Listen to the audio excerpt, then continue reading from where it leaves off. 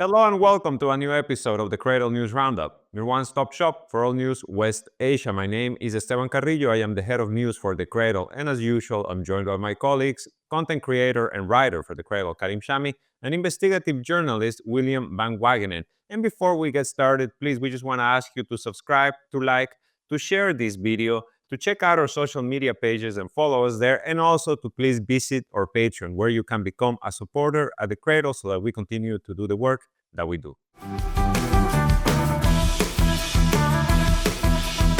So guys, many things to discuss this week, but let's get started with what's been happening with Yemen over the past few days.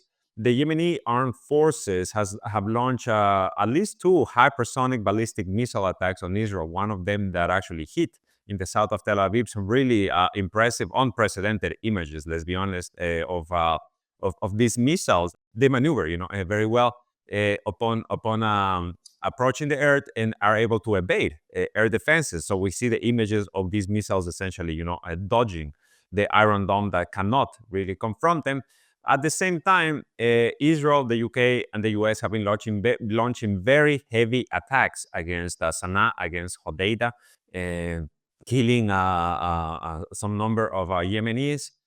But the most interesting item to come out over the past couple of weeks is the downing of an FA-18 jet, advanced warplane from the US, that the US Navy claims they shot down themselves in one of their latest aggressions on Yemen.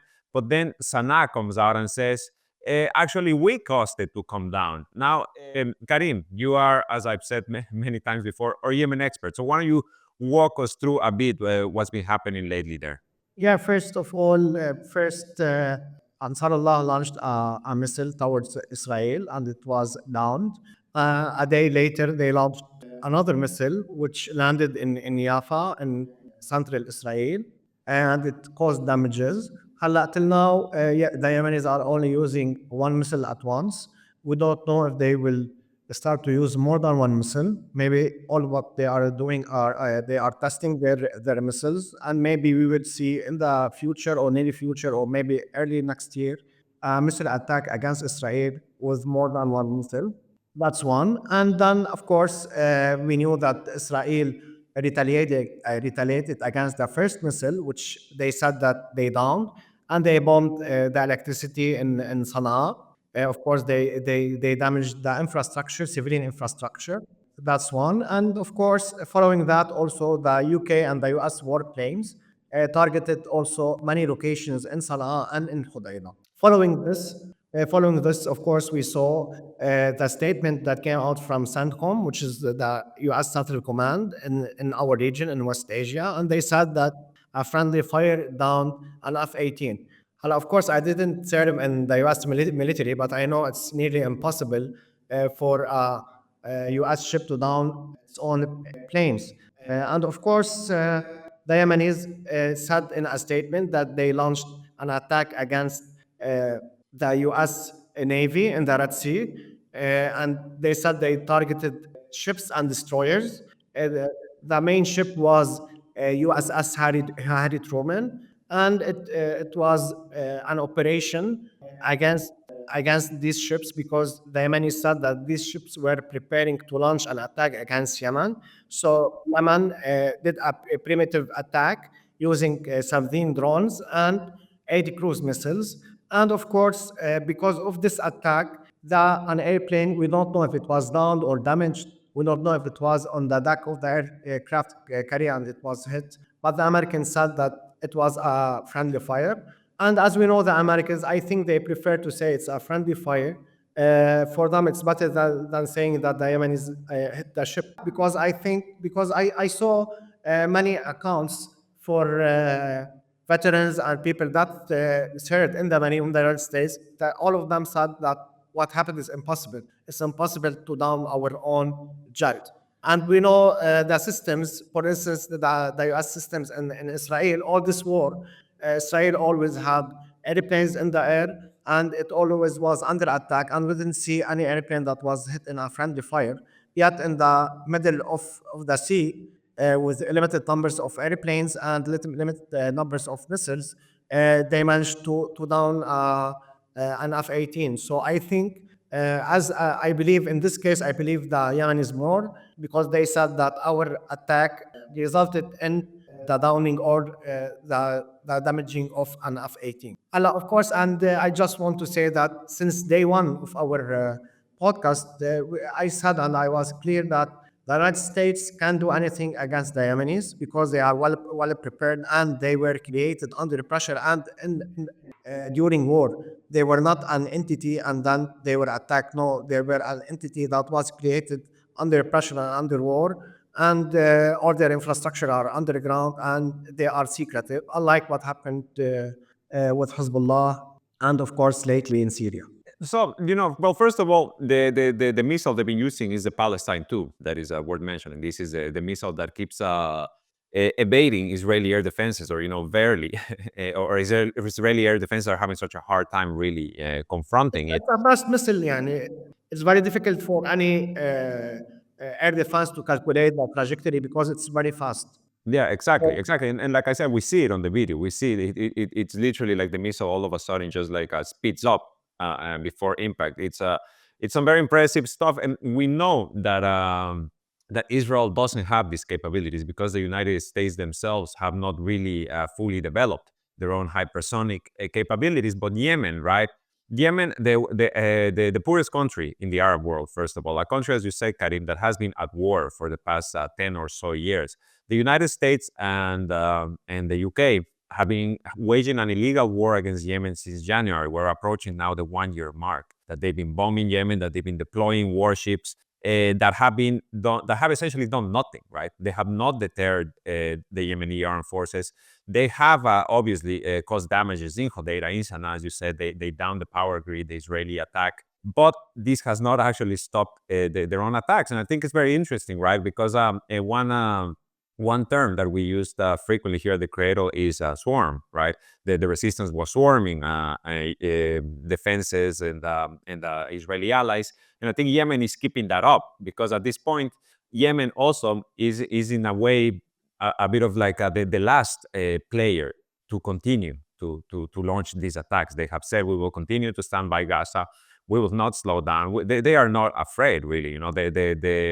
We still see hundreds of thousands of people march in Sana'a on Fridays in support of Gaza. All of the statements from officials say we are continuing to do this in support of Gaza. So I think before we move on to other topics, I wanna get your thoughts on what do you think the Israeli planners or U.S. planners have prepared for Yemen? Because as you mentioned, right, we already saw what happened in Syria, and we've already seen also what happened in Lebanon, right, with the way that Hezbollah was, I don't want to say dismantled because they haven't really been dismantled, but definitely weakened and definitely, forced back in a way that was a bit unexpected, I guess, at the start of all of this, much more unexpected what happened in Syria.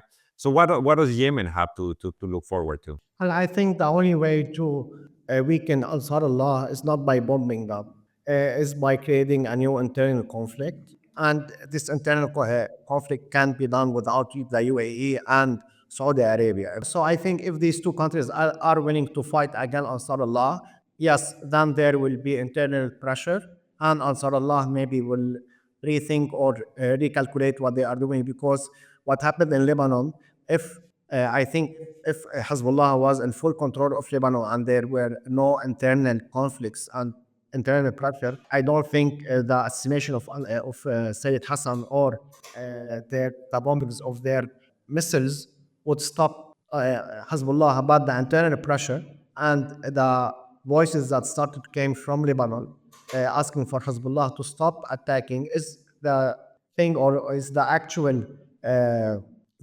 thing that led to Hezbollah to agree to this agreement, which is an agreement, fully one-sided agreement. It's towards That is Israel. being violated on the daily.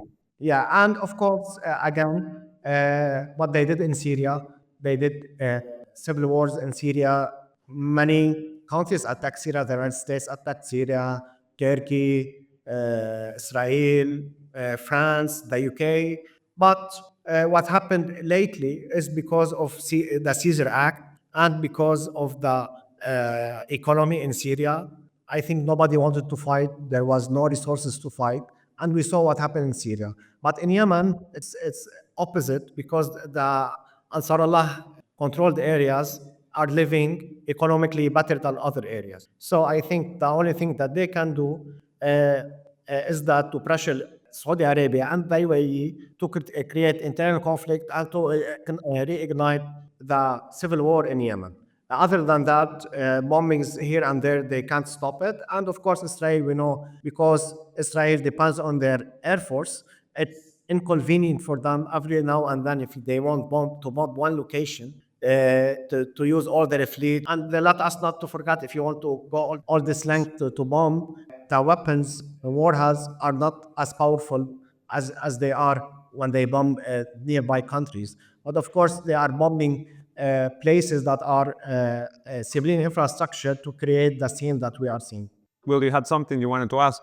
Oh, yeah. I mean, my question for Kareem is just that whether you think it's smart for Yemen to continue fighting in this way. I mean, in the past, they were one group among many. The resistance in Iraq was firing drones and missiles at times, along with Ansar Allah and along with Hezbollah in the north. And so there was the idea of the unity of the fronts. But now with Lebanon out of the war, and we haven't seen Operation True Promise 3 from the Iranians, and I'm highly confident we won't see it. So now it seems like Yemen, they're kind of on their own, and considering the the horrific damage the Israelis have been able to do to many countries in the region, how smart do you think it is for them to continue their campaign? And maybe you've kind of answered it, but that was just been my question.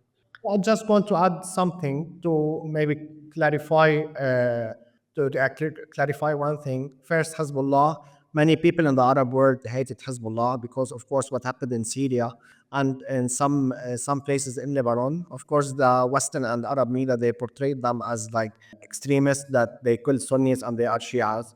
And the same thing applies to Bashar al-Assad. Many people say that he's an Alawite part of Shia and he used to kill Sunnis. And of course, the PMU in Iraq, the same thing, the same scenario. And of course, also this is also a problem in the Arab world. We don't have a pan Arab resistance. We have Muslim resistance, and these stuff created tensions across the Arab world. And many people were happy because Hezbollah failed in the last war, although they are against Israel. And the same applies to Bashar al-Assad. But in Yemen, it's different. The Arabs, they don't have hatred towards Yemen, and they don't, yani, in their recent history, Ansarullah, we can say that they killed Muslims. They fought against Saudi Arabia. So what they are doing, they are gaining in the long term if they stay supporting what's happening in Gaza. Sorry, if they start supporting Hamas. So I think till now they are gaining, but I think the one who should, unfortunately now, stop the war is Hamas in Gaza, because if I were them when Hezbollah entered, okay, I will fight more. Now we have bigger chances than when Yemen started to attack Israel. Okay, we can keep the fight because we have bigger chances. And then Iraq entered the scene. They sent around 3-4 drones each day. Okay, we can stay in the war and negotiate in a bigger deal. But what happened recently in Syria and in Iraq and in Lebanon, I think Hamas should make a deal with Israel. That's my thoughts. To de-escalate. But I think, at this point at least, it's starting to feel more like it's becoming a Yemen-Israel conflict more than Yemen keep supporting Gaza. Although obviously this is what the statements are saying. But also, what the Ansar leadership is saying, we are going to retaliate in Tel Aviv if they continue to hit Sana'a, because now you're getting direct Israeli strikes. So all of a sudden, this it's kind of taking a life of its own. And what I wanted before we wrap up with Yemen is just this idea you're saying, Karim, that they would ignite a civil war inside Yemen. We've seen a lot of defections from the Saudi-backed forces that joined Ansar Allah. It feels like in Yemen, it's become more commonplace for the Western-backed groups that are the legitimate government of Yemen to move towards Ansar Allah and say we will not stand with the group that is supporting a genocide. We will not stand with the Saudis and the Emiratis and the Israelis by proxy. We will rather go and fight next to Ansar Allah for dignity and for the liberation of Gaza and the Palestinians. And now you have Saudi, for example. Saudi Arabia just got the World Cup, right? They're going to host the World Cup in exactly 10 years. The Vision 2030 plan is still being developed, right? I mean, Mohammed bin Salman has been decreasing some of the expenditure, but the plan is still there. The idea is still there. So how profitable is it even going to be for Saudi Arabia? What can the United States offer for them to reignite this war? Like, what can really sweeten the deal? Because how else are you going to start waging war against Ansar Allah, right? As you're saying, it can be an air war from Israel, but that's not going to lead anywhere. Are they going to start sending troops? Are they going to, we talked last week about Somaliland. Well, I think we all know that the United States is so nasty and dirty, and they have many options, especially against Saudi Arabia, because they control the country since ages. And Mohammed bin Salman is the leader now of Saudi Arabia. It's very simple for Trump to tell him, I can reopen the file of Khashoggi or open the file of X and Y, and he will do whatever they want, because we saw in his last trip, Mohammed bin Salman went to Washington and met Trump. Trump openly humiliated him, and Mohammed bin Salman was smiling. I think they can do the same over and over again, and they did the same in the Arab world. For instance, when the United States attacked Saddam Hussein in Iraq, Iran, they had war with Iraq that resulted in 1 million deaths, and Iran and Saddam Hussein was very dangerous to Iran, and Iran refused to use their land or airspace against Saddam Hussein. But Saudi Arabia agreed, and they opened their airspace, their navy, their waterways, everything for the United States to attack and to crumble, yani to destroy Iraq. So they can do it again and again and again. And I think from now to till like hundreds of years, if the situation, the geopolitics of West Asia stays the same, the United States, they have leverage in many ways against Saudi Arabia. And of course, they can just say, we can put some sanctions on you. Nobody will buy your oil, or your oil will be more expensive. There's many things that they can say. Mohammed bin Salman. Well, I mean, because Saudi has been very closely working with Russia, right, at OPEC Plus. Like now, what is it? Like, it's more than a year. It's almost like a year and a half since they started the production cuts. Or honestly, so many things have happened over the past couple of years that I don't actually remember the time frame, but they have been for a while.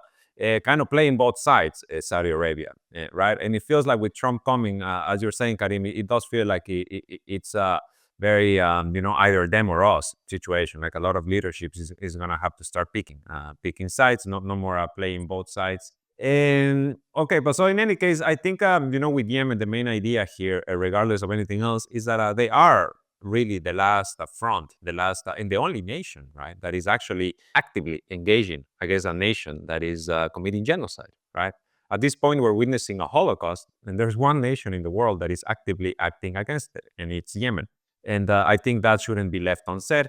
But let's move on. Let's move on to the situation in Syria, where things have, taken a bit of an interesting turn. You have the former Mohammed al-Julani, now going by his real name, Ahmad al-Shara, meeting, every single Western official and Arab official. It seems like everybody's coming to kiss the ring. Everybody wants a meeting with Shara. He's ditched his military fatigues. The Zelensky grin is gone. He's now looking sharp. He's wearing suits. He's trimmed his beard. He's a newfound man, especially because last week the United States, lo and behold, drops the bounty on his head, right? The $10 million bounty on his head is no more. My own assessment of the situation is Shara got a $10 million check in his pocket, because the man sure knows how to work, right, with Western officials. In any case, as I'm saying, many diplomats have been going today. The Qatari foreign minister was there, the Jordanian foreign minister. Yesterday it was the Turkish foreign minister. A few days before it was White House officials, etc., etc. Now, William, you have been following this situation very closely. You have been following the war in Syria actually from its start, right? You are also working on a book on Syria, which we let our viewers know to be on the lookout for that. It's going to be a very, very interesting read for certain. So, Will, in everything that you've heard, in everything that you researched over the past couple of weeks, why don't you tell us what the situation in Syria is like following the fall of the Assad government, and what can the Syrian people expect moving forward? Well, I mean, just from talking to a lot of friends in Syria, I mean, the situation, like in the big cities like Damascus, Aleppo, Homs, is basically calm. I mean, HTS when they took over the capital, there are also U.S. backed groups from Atanf on the eastern border that came towards Damascus, and some Free Syrian Army groups from the Jordanian border that came to Damascus. So those groups, along with Jolani's HTS guys, all kind of converged on the capital, and now, of course, Jolani and HTS are in control. Those armed groups don't have that many people. Like, their manpower is pretty light. So from everything people tell me is that in Damascus and in Aleppo, you don't see much of the fighters, the HTS guys. You just see them in kind of the main public places, like they'll be guarding hospitals, they'll be at the main squares, they'll be at the Umayyad Mosque.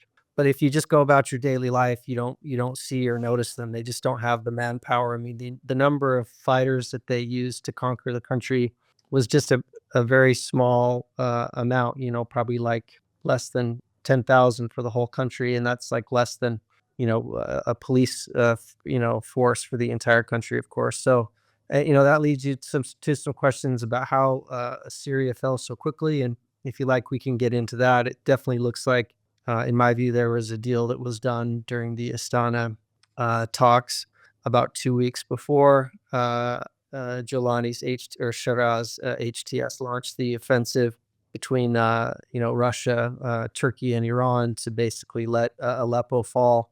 We could talk about that more if you like, but in terms of just people's attitudes, I mean, there's definitely many Syrians who are happy about the change, especially many more religious Sunni Muslims. There have been big celebrations in Damascus and in Aleppo and in Homs in the big squares where the HTS guys will bring out speakers and set up at the big squares, and lots of people will come out with their flags to celebrate. At the same time, there are many people who are scared because they know the history of Al Qaeda in Iraq and Syria persecuting Christians, massacring Alawites. I mean, that was the slogan of one of the big slogans of the so-called revolution back in 2011 and 12 was Christians to Beirut, Alawites to the grave. And so people know that history, and Christians I've talked to in Syria, they say, look, we're scared, but we're just kind of waiting to see what happens in these next few months. Jolani or Shira is at the head of a transitional government, and supposedly a more permanent government will be put in place in about 2 months. So they're waiting to see what type of constitution there will be. Shira and HTS are saying all the right things. They're saying, hey, we're going to protect the minorities. But at the end of the day, those are just words. They need to see it enshrined in a constitution, the protection of the minorities. And people point to the fact that in the past, when these militant groups would take over different cities like Raqqa in the past and Aleppo, initially they would kind of treat people nice and say, hey, everything will be fine, especially the minorities. But then that quickly changed once they consolidated power. So we just don't know what this new, Islamist-led government is going to do. But so far, they're saying all the right things. And as you said, they don't have even the manpower to protect the minorities, and they don't have the manpower or the firepower to They have accomplish no that. firepower anymore, right? Yeah, and my question is my not my concern, but geopolitically speaking, now for HTS of for the new leaders in Syria, I think they have one major obstacle, which is as they have the Kurdish armed forces in east of Syria, and we know that Israel and the Americans they prefer the Kurdish armed forces, but at the same time, these armed forces are the like ultimate enemy for Erdogan and for Turkey. So, what do I you mean, think will happen there? Shara, actually, just one thing, because he did say, Shara, that there wouldn't be any armed groups left in Syria except for the Syrian armed forces. I'm guessing an army that they're gonna, and he specifically says, including Kurdish groups. Yeah, so that's a big question. I mean, I did actually get a chance to speak with some Kurds from Sheikh Maksud, the Kurdish neighborhoods in Aleppo. I talked to some people from the self administration there, and they are feel pretty comfortable. They can reach an accommodation with HTS and Shara, but they are very very worried about the Turks and about the Syrian National Army, which is a Turkish Mhm. proxy, and And they are the ones waging war Erdogan. right now in the north. Yeah, so they've Is been the SNA. fighting like in Manbij. The SNA recently took Manbij from the Kurdish forces that are known as the SDF or the Qassid. And so yeah, that is the big question, is how that will get resolved. But my sense is that, again, the Israeli desire for Syria has always been to divide the country along ethnic lines. That's the reason that the initial regime change operation in 2007 was launched, was to divide the country. And so right now, that's essentially the case. The Israelis have occupied more land in the Golan than they had previously occupied in the Golan back in 1967, including areas of Yarmouk Basin, which has a lot of water and places to grow food. There's a strategic Mount Hermon they've occupied.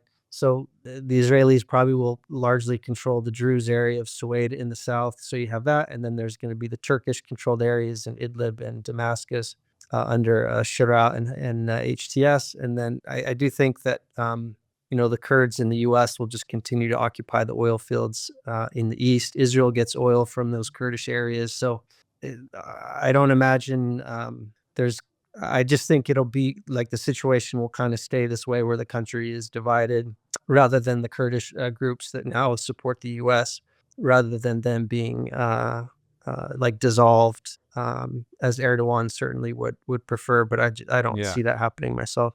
So also, William, so you think everything will remain as it is? And you don't think that HTS or SNA or whatever are willing to fight the Kurds, and you think the Kurds are not willing to fight, so everybody will accept what the situation is currently? Or you think some parties or entities that want to fight and like gain more land or more influence, or as you said, the Kurdish people now fully control the oil reserves of Syria. Do you think Al Sharia will accept this? And he will go and buy oil from other places, and he has oil because we know previously Bashar Assad used to get oil from Iran, so he has an ally that export energy.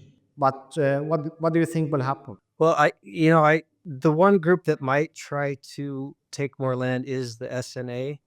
If Erdogan, like Erdogan and the Turkish army, they've been amassing additional forces on the southern Turkish border near Kobani.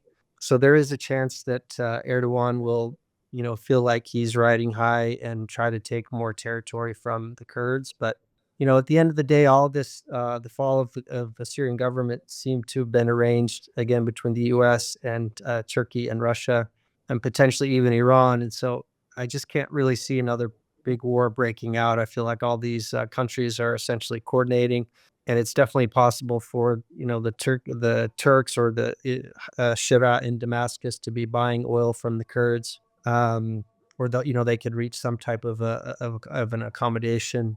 So hopefully there's no bigger war. I mean, a big question too is uh, like for example, when the U.S. invaded Iraq in 2003, many Iraqis were happy about the change. Life under Saddam and the U.S. sanctions was very bad. So they viewed any change as a good change. Unfortunately, the U.S., specifically the neocons, the Jewish neoconservatives in the Bush administration, did not want a stable Iraq or to rebuild Iraq. They wanted to further plunge the country into chaos after the invasion happened.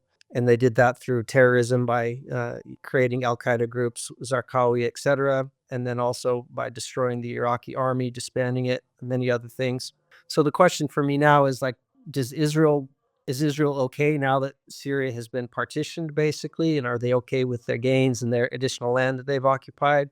And are they just going to leave Syria alone and let, again, the Turks have their sphere of influence and then the Kurds do their thing, and allow the country to, just kind of not have war and try to get back on its feet, which, if the US sanctions are lifted, which they probably will be, that could make the situation here better economically? Or are the Israelis and the Americans going to like force their hand and say, no, we just want more and more chaos in Syria, just like they wanted more and more chaos in Iraq after the US invasion? And if the Israelis want more and more chaos, especially potentially to destabilize Iraq, again, it could get really bloody. We could see a resurgence of ISIS, which, again, there's constant like warnings in the Western media about a resurgence of ISIS, about the Kurds potentially having to release all these ISIS prisoners, especially if there is a war with Turkey and the SNA. Again, the resurgence of ISIS, the countries that always supported ISIS are now the ones that are warning about a resurgence of it. So again, that's more of a warning that they are going to facilitate the release of more and more ISIS guys and see more chaos break out. So I guess that's what I probably think is the most likely thing, is that ISIS will come back and destabilize Iraq rather than having a war between like the SNA and or HTS and the Kurds and the Americans. Well, now you have the SNA, right? Which, among other things, does include former Al Qaeda and ISIS fighters moving on to these prisons. We've discussed this before, as you say. Western officials keep talking about this army in waiting. This is the term they like to use. An ISIS army in waiting that is very conveniently located close to the Iraqi border, and about a massive jailbreak. We've already seen jailbreaks from this region, and not just jailbreaks. We have seen the SDF release upwards of 1,000, 1,500 former ISIS fighters. Well, no, actually, not former. They were still in prison, so ISIS fighters who didn't, wage war against SDF. They were doing it near the Iraqi border. So, I don't know if there's actually something I wanted to ask you about, Will, that Shara said a couple of days ago, which is he wants to grant citizenship, Syrian citizenship, to foreign fighters, right? On the one hand, admitting that his forces have a large portion of foreigners, right? This is not just Syrian rebels, quote unquote. These are people who came from all over the world to wage jihad, looking to install a caliphate, an ISIS caliphate in Syria.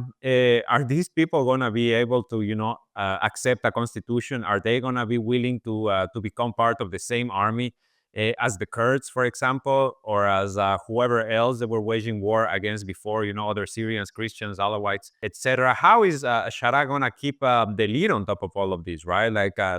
This is a huge explosion just waiting to happen. So he's offering citizenship for them, first of all, and also, now, the authorities in Damascus, they're essentially the same authorities that he had in Idlib, right? Shara was the de facto ruler of Idlib for years, I'm sorry.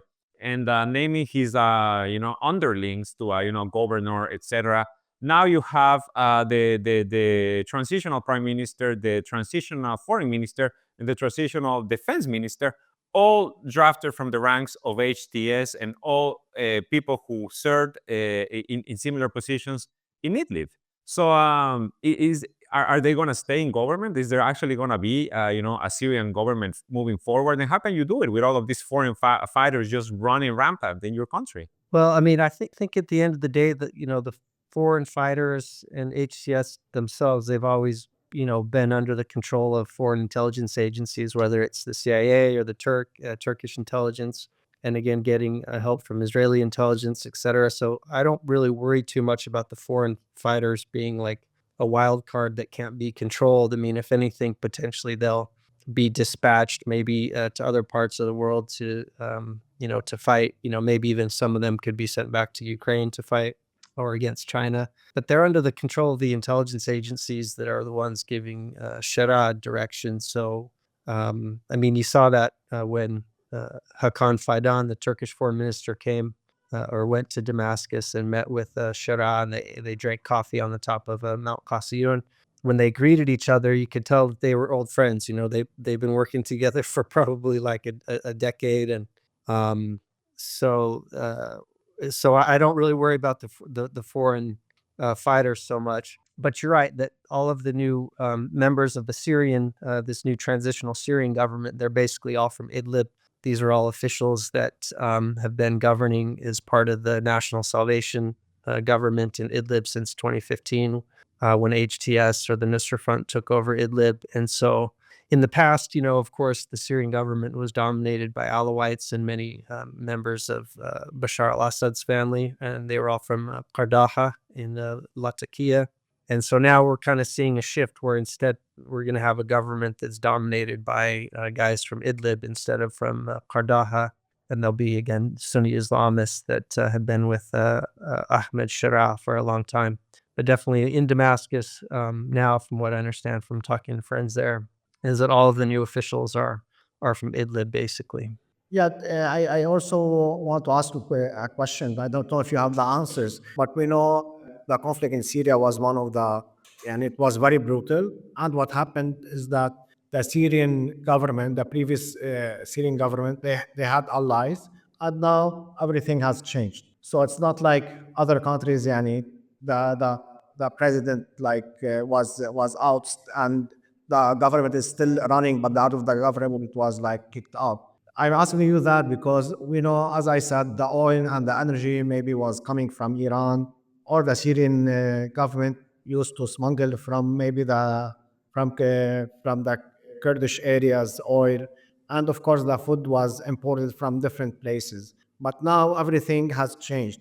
Do you think, or do you have information now? For instance, the food is now coming from Turkey, the energy is coming from Turkey, at the internet. For instance, if you have a problem, is there a police that or a number that you can call? Yani, if you can tell us about the basic things in Syria, how it's running now. Well, yeah, it kind of depends on the region. And, in Idlib, because it's been connected to Turkey for such a long time now, for the past 10 years, like the currency they use there is like is Turkish money. From what I understand, the US dollar is becoming very common here. A lot of dollars are coming into the country. A lot of things have gotten extremely expensive, especially transportation, because the Syrian government subsidies for fuel have ended. And so the cost to take a bus from Damascus to Idlib or to Aleppo, for example, is now about $15, which is probably 4 or 5 times more expensive than it used to be. Taxis are 4 times the price they used to be. Taking a microbus is 4 times the price it Because used the to be. sanctions still in place, right? Like all sanctions are still in place. We need our listeners to know that Yeah, too. and the sanctions are still in place. But on the other hand, Aleppo, for example, is getting a lot of Turkish goods. So some things have gotten cheaper, like eggs, for example. Friends have told me have gotten cheaper because now the cheaper goods from Turkey are flooding in. So it's just kind of a mixed bag. But things are changing a lot. The exchange rate of the U.S. dollar to the Syrian pound had been fluctuating really, really drastically. It seems like it's stabilized a little bit now. But yeah, I mean, things are just changing quick. But again, there's very little.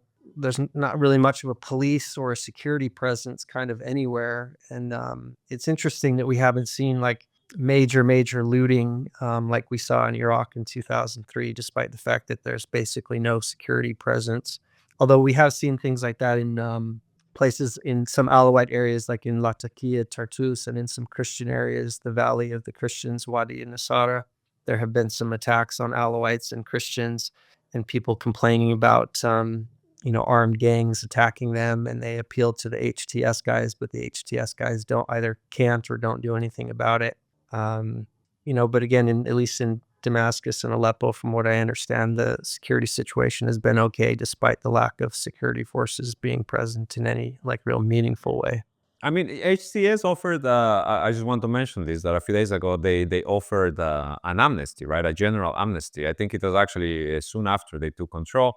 Then a few days ago, what we saw was the return of a couple of thousand of former Syrian army soldiers, from Iraq, with written assurances that their lives would be protected, right? They've opened reconciliation centers, which is something that the Syrian government was doing in the south with Russian support for the past few years. But then we saw how that ended up, right? There were targeted assassinations, there were attacks, there were terror attacks, etc. There was always an attempt to not allow the reconciliation to happen. So, how is it going to be different this time, right? Although I do find it very interesting what you're saying, William, that there seems to be almost a joint desire to not see the country sink into chaos, because at this point it could very easily, right? Like at the drop of a hat, this could just become full-on anarchy. Yeah, one incident or one video can spark a civil war, I think, now in Syria. Yeah, again, like in Latakia, there have and Tartus, there have been some incidences where I have some minorities like Alawites have been attacked, and then I've heard some cases of former Syrian soldiers being detained as part of this reconciliation process, and their families demanding that they be released. But I just don't know how widespread that is, and if it's more kind of isolated incidences. With some of these places, there's not much news coming out. I mean, it is a worry, for example, in Mosul, when ISIS took over Mosul in 2014, they told all the members of the police and the army that were still in the city that, hey, if you repent and turn in your weapons, tell us who you are, then you'll be forgiven. And then ISIS ended up just gathering everyone's names and IDs. And then, a couple weeks later, they started carrying out these big massacres of the former police and security forces. So again, it just seems like the international powers like Turkey and the US are probably wanting things to be stable at this point. So I don't expect anything like that to happen here, but it's definitely concerning or a possibility. Again, it just depends on, do the foreign powers in control of Syria now have an interest in seeing the situation stabilize, or do they have an interest to see further chaos? And it's unclear, I guess, at this point. I want one last thing I want us to just touch upon in Syria that we kind of passed over a few minutes ago, and that is you have Turkey in the north, right? That is starting to provide, I think, even energy, right? I think they're extending their power lines from Idlib to Aleppo. And you have Erdogan talking about how Aleppo is part of Turkey, essentially, right? He has some interesting quotes over recent days talking about this topic. And then in the south, you have Israel, which waited no time to start stealing land. The map of Greater Israel, it includes Damascus, and it includes upwards. I think it reaches the Turkish border. It actually includes some parts of Turkey, according to them, right? The promised land, the biblical promise of Greater Israel. Extends far beyond the occupation that we've seen now, and this Israeli government in particular seems determined to achieve that dream, right? We're seeing it in Gaza. We've seen it in the West Bank as well, which we're going to touch. We're going to discuss in a minute. We've seen it in the south of Lebanon. We've seen it in the south of Syria. So, is there any possibility that Turkish and Israeli interests are about to kind of run into each other? Now, I'm not saying that we're actually going to see a war between Turkey and Israel. I think that is very unlikely. But how can this be resolved, right? Because how do you stop the Israelis? How do you stop them from trying to come and take in Damascus, for example? Well, yeah, I mean, I just imagine it would all be done kind of through deals between Turkey and Israel and the U.S. And as you mentioned, Turkey is expansionist. Erdogan wants to create like a new Ottoman Empire, and he's been saying that Aleppo is part of Turkey. And Erdogan says the same thing about Mosul. The Turks have been trying to expand into northern Iraq, and they would like to take Mosul as part of a new Ottoman Empire as well. And then again, the Israelis want to extend all the way to the Euphrates, eventually.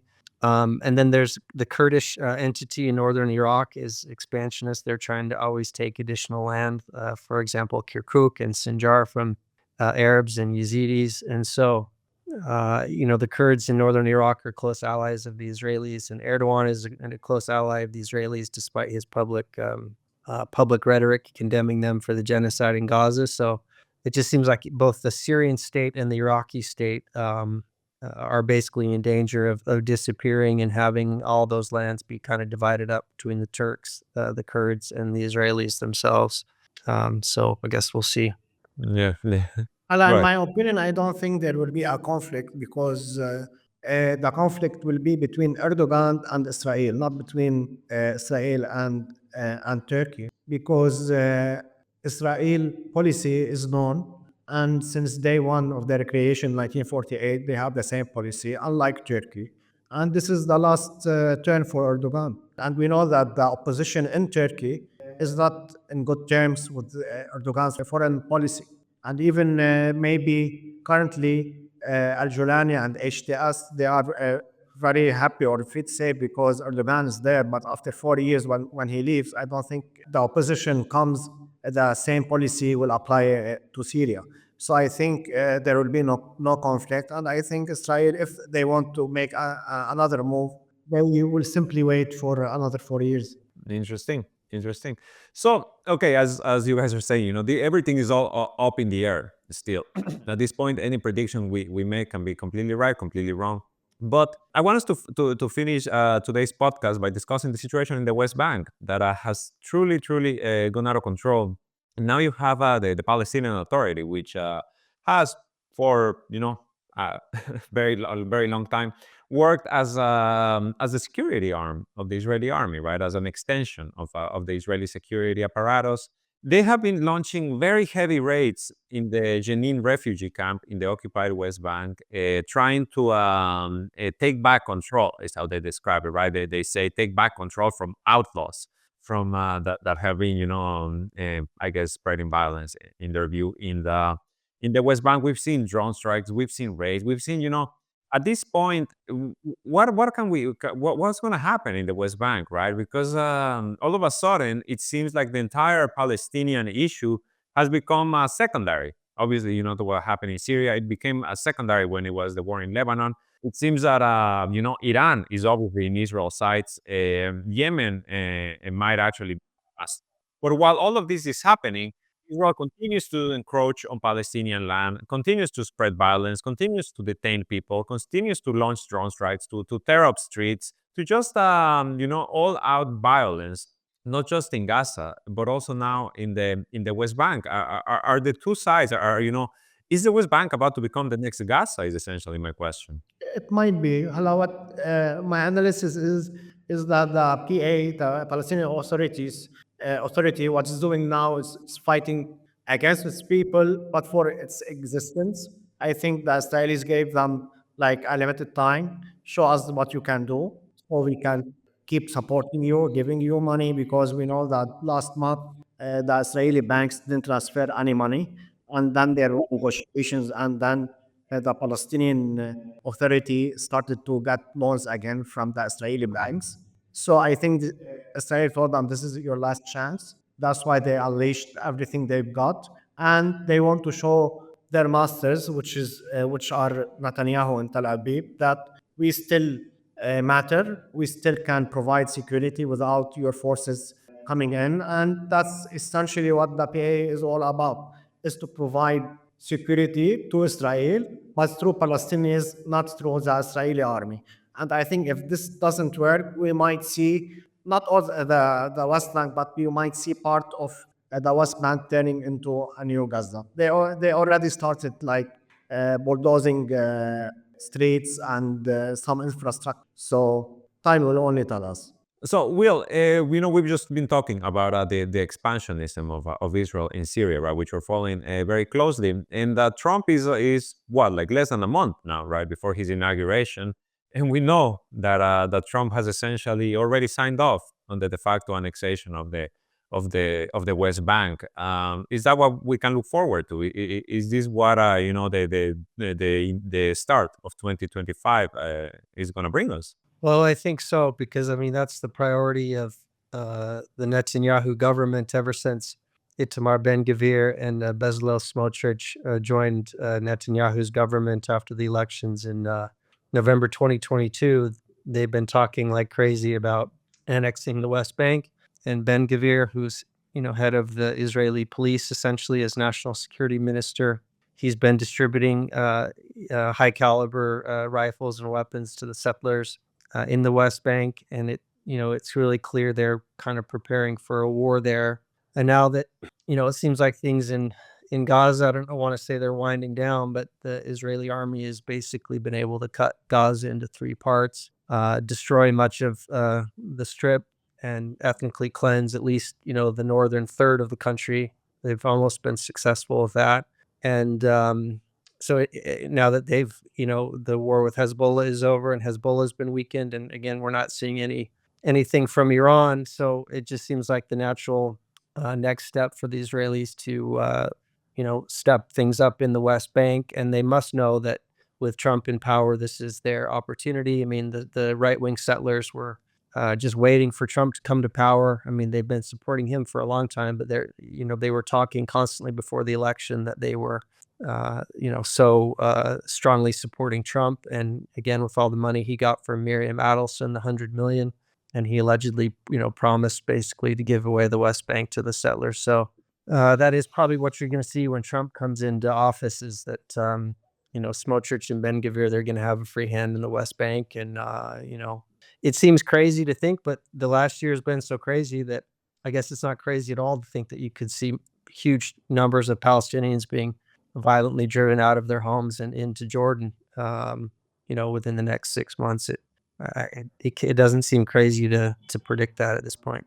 No, not at all, not at all. And but on the other hand, the resistance in the West Bank has been very active as well. We cannot speak to their numbers, we cannot speak to their armed capabilities, but they're not going to go anywhere, right? The Jenin has been under siege for a while now.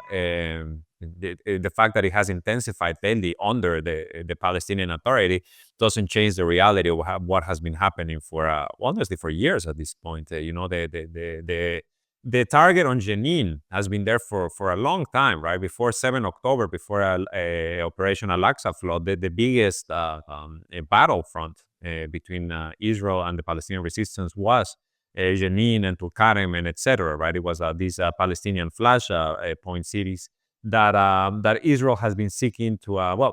It is to them Judea and Samaria. It is to them the promised land, and it is to them all of these religious beliefs that are in the end based on ethnic cleansing, on genocide, on mass displacement, etc. And I think, the Gaza playbook really, sadly, seemed to work. That's, I think, what we're coming to the realization of.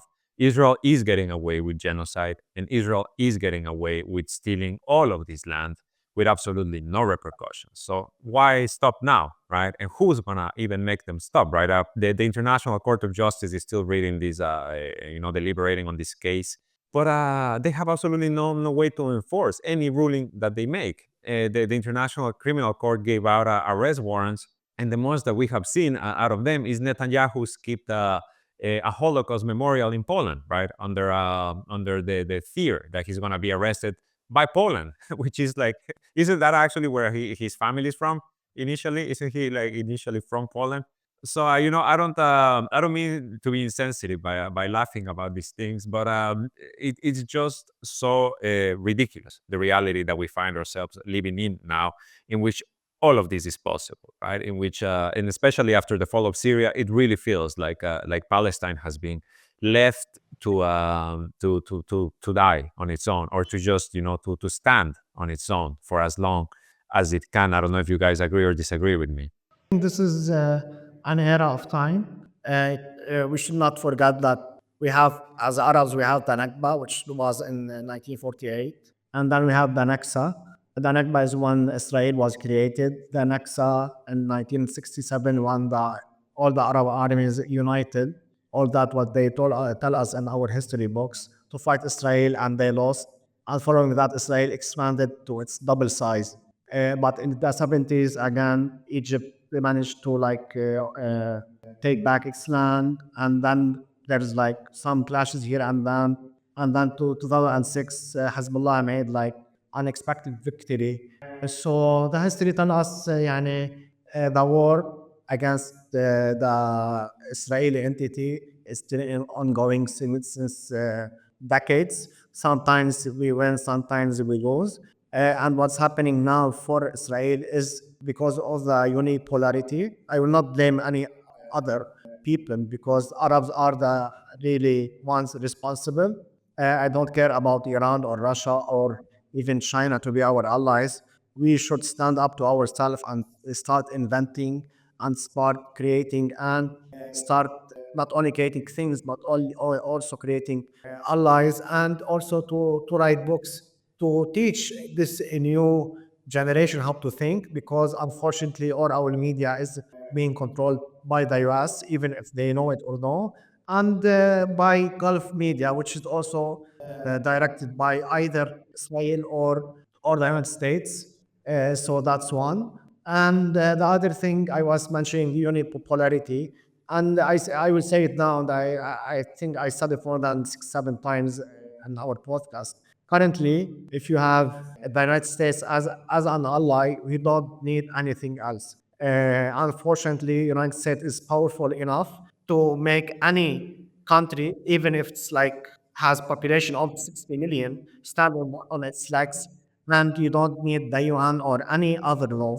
And we saw currently how powerful the United States is through their sanctions, what they did in Iraq before they entered Iraq, what they did in Syria before what happened in Syria, and what's happening in Cuba and Venezuela. These are all because a United States president signed sanctions against these people, and we saw the suffering.